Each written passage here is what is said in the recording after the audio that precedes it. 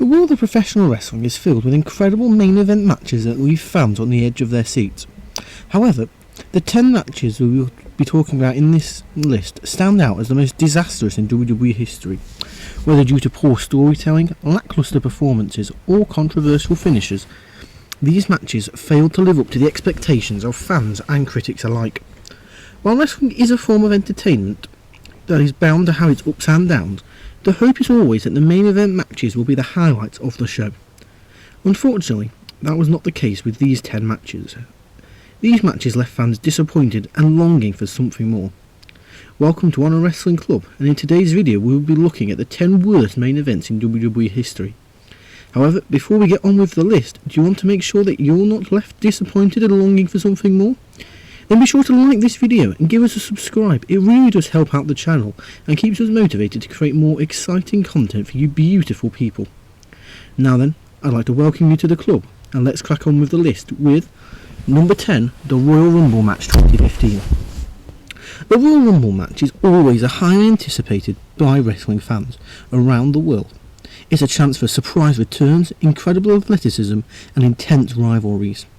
However, the 2015 Royal Rumble match left fans disappointed and incredibly frustrated with WWE, the creative, and Roman Reigns in particular. The match was filled with eliminations that seemed poorly timed and lacked excitement, in particular Daniel Bryan. The crowd grew restless as their favourite superstars were slowly eliminated by Big Show and Kane, and the lack of surprise entrance and the overwhelming obviousness of who the winner would be only added to the disappointment. Overall, the Royal Rumble 2015 match failed to live up to the expectations of both fans and critics. In number 9, we have John Cena vs John Laurinaitis from Over the Limit 2012. In 2012, John Cena faced off against John Laurinaitis in a match that was supposed to settle their long-standing feud.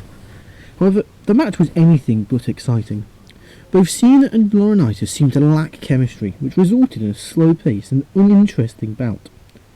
The match also suffered from a lack of storytelling with no clear narrative or stakes, and the crowd quickly grew disinterested, and the lackluster finish only added to the disappointment. Not to mention the shock, in big air quotes, twist of Big Show turning heel by aligning himself with Laurinaitis. Overall, the Cena vs Laurinaitis match at Over the Limit 2012 was a forgettable main event that failed to captivate fans, and overshadowed the incredible CM Punk vs Daniel Bryan match from earlier in the show. What could have been. In number 8, we have Randy Orton vs The Big Show from Survivor Series 2013. Now, Randy Orton and The Big Show are both accomplished wrestlers known for their in-ring skills and ability to tell compelling stories, and are both deserving Hall of Famers one day. However, their match at Survivor Series 2013 fell flat. The match lacked excitement and failed to engage the audience, specifically because they wanted Daniel Bryan, and WWE said, no, you don't like Daniel Bryan, what you like is the yes chant, so they gave it to Tall Paul. And as you'd expect, this match lacked excitement and failed to engage the audience. The slow pace and repetitive moves left the crowd wanting insanely more, namely Daniel Bryan. Additionally, the finish of the match, which involved interference sort of from the Authority, felt forced and unnecessary. Overall, the Orton vs Big Show match at Survivor Series 2013 was a lackluster main event that failed to live up to the talents of the competitors involved, and failed to pay attention to what the fans really wanted. However, this was just a small step on the wonderful road that led to WrestleMania 30. In at number 7, we have Mabel vs Diesel from SummerSlam 1995. Now, SummerSlam is one of WWE's biggest events of the year, often pitted as the number 2 event behind WrestleMania, even though the fans really prefer the Royal Rumble. It is often known for its high-energy matches and memorable moments. However, the main event of SummerSlam 1995 between Mabel and Diesel was far from memorable. Or, shall we say, it was memorable for all the wrong reasons. The match was slow-paced and lacked any real excitement. Neither Mabel nor Diesel seemed to be at their best, which resulted in a lackluster performance. The crowd grew restless, and the lack of compelling story or memorable spots left fans disappointed. The only spot from the match that's remotely memorable is Diesel chewing Mabel out, because he almost broke his back by dropping all his weight onto it. And overall, the Mabel vs Diesel match at SummerSlam 1995 was a forgettable main event that failed to deliver the excitement that fans had come to expect from SummerSlam. In at number 6, we have Roman Reigns versus Triple H from WrestleMania 32. Now, WrestleMania is WWE's flagship event. It's not just WWE's flagship event, it is the flagship event in all of wrestling, and it is known for its epic matches and larger-than-life moments. However, the main event of WrestleMania 32 between Roman Reigns and Triple H left fans feeling incredibly underwhelmed. The match was slow-paced and lacked any real excitement. The crowd grew restless, just sitting on their hands waiting for it to be over, and the lack of a compelling story or memorable spots left fans disappointed.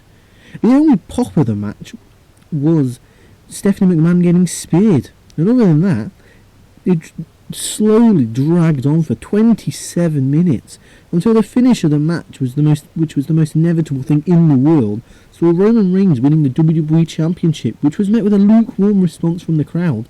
It was mostly lukewarm and not outright hatred, because the fans were just happy to get to go home.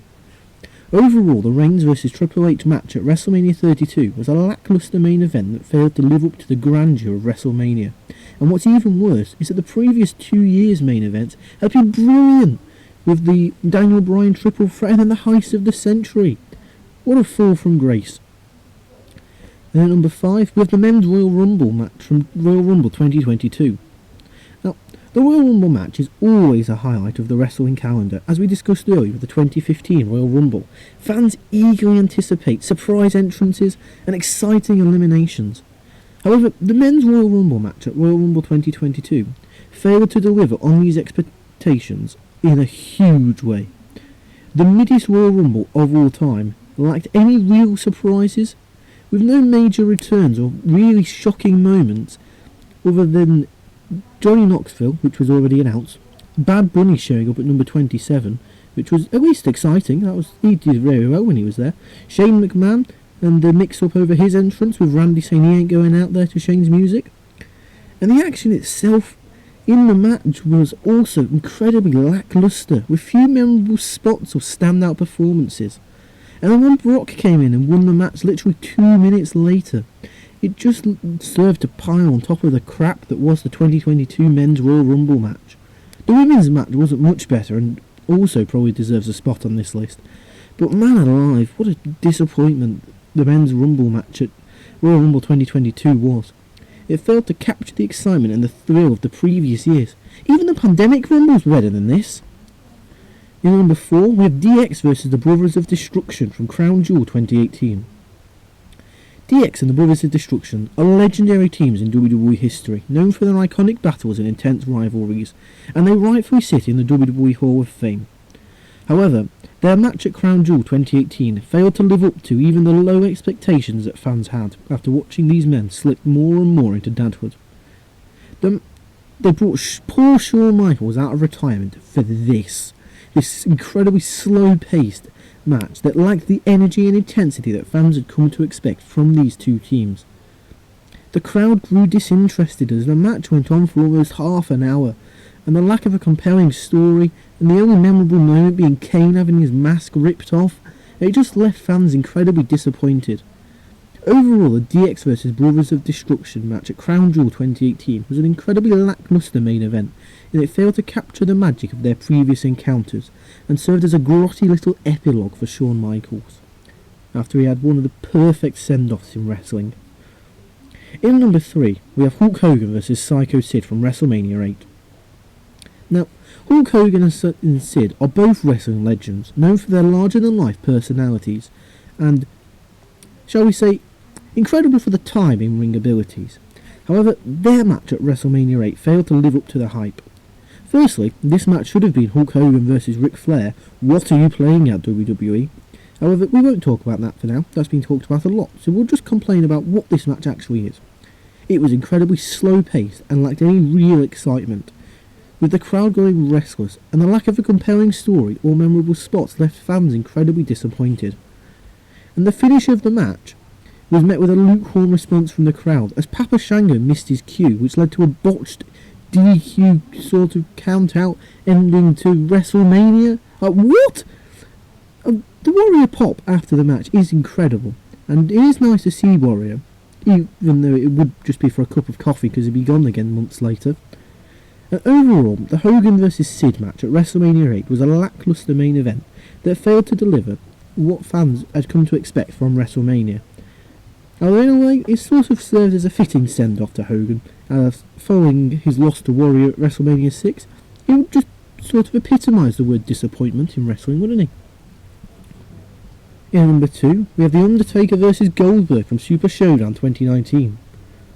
The Undertaker and Goldberg are two of the most iconic wrestlers in WWE and wrestling history, known for their legendary careers and incredibly exciting matches. However, their, in air quotes, dream match at Super Showdown 2019 was far from legendary. The match was marred by mistakes and botches, with both Undertaker and Goldberg visibly struggling to execute their moves, not only due to their age, but also due to the heat these two men were booked to go into. This match transcended a point of badness and just went into the incredibly dangerous. The slow pace and lack of chemistry between the two wrestlers left fans incredibly disappointed and frustrated. And the best thing you can say about this match is that Matt Riddle's response on Twitter to some of the spots were very funny. Now, overall, the Undertaker vs Goldberg match at Super Showdown 2019 was a disastrous main event that tarnished the legacies of both wrestlers and made you just sort of not want to see them again. And then at number 1, we have The Fiend vs Seth Rollins from Hell in a Cell 2019. The Hell in a Cell match used to be known for its brutality and incredibly intense nature, with wrestlers pushing their bodies to the limit. However, the match between The Fiend and Seth Rollins at Hell in a Cell took things to a whole new level of disappointment. The match saw Rollins relentlessly attacking The Fiend with various weapons, however, which then led to a referee stoppage inside of a Hell in a Cell. Okay, and then The Fiend stood up, which meant that there wasn't a clear finish. The lack of a decisive winner left fans incredibly frustrated, and the referee's decision to stop the match due to the brutality of the attacks only added to the confusion and disappointment, given that Foley's thrown through the cell, Foley had thrown off the cell, Michaels had thrown off the cell. Okay, men have mortgaged years of their lives inside this structure, and this referee, as a total Karen, decided, no, I get to stop it after some Dr. Zeus Looney Tunes rubbish, okay, just added to the incredible disappointment, and it broke everything. It broke the Hell in a Cell stipulation, it broke The Fiend's incredibly fun and exciting new character, and it broke Seth Rollins as a functioning babyface for about 3 years. What more can you say? How much else can you describe this as anything other than a disaster? And it left fans questioning the direction of WWE. And that's our list. What did you think? What do you think is the worst main event in WWE history? Be sure to let me know in the comments down below. If you haven't already, be sure to click the thumbs up button and hit the subscribe button and smack the notification bell so you never miss out on any of our fun content. Be sure to let us know of any content that you want to see here on our wrestling club. However, until next time, I'd like to thank you for watching and welcome to the club.